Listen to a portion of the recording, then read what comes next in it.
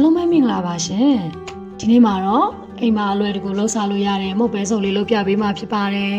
ပါပစ္စည်းတွေကတော့ပဲလုံး30သားဆန်မုတ်30သားကောင်းညင်းမုတ်5ချက်သား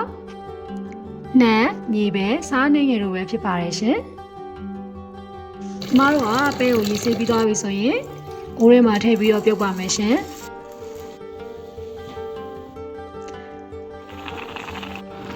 ပြီးရင်တော့ကျမတို့တွဲဖက်စားသုံးမှုအတွက်နန်းလေးကိုလောပါမယ်ပြီးရင်နန်းနဲ့စားနဲ့ကိုထားပါမယ်ရှင်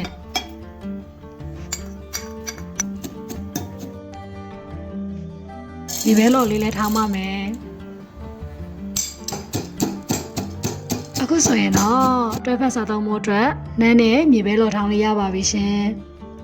ပြုတ်ပြီးသွားတဲ့ပဲတွေကိုစားနဲ့ငယ်ကောင်းညင်းမုံဆန်မုံ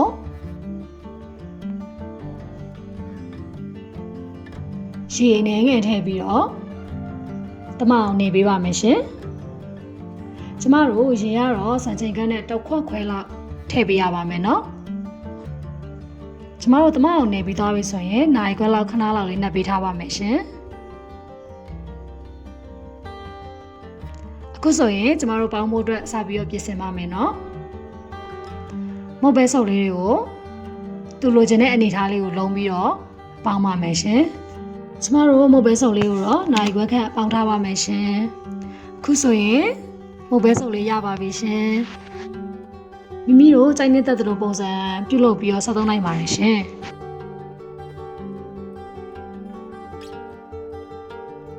ပြီးရင်တော့ကျမတို့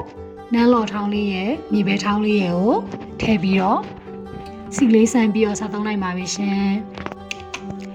ရမ်းမဲလက်ကိုရွှေရှင်လို့လိုက်လို့စားသုံးကြည့်ကြပါနော်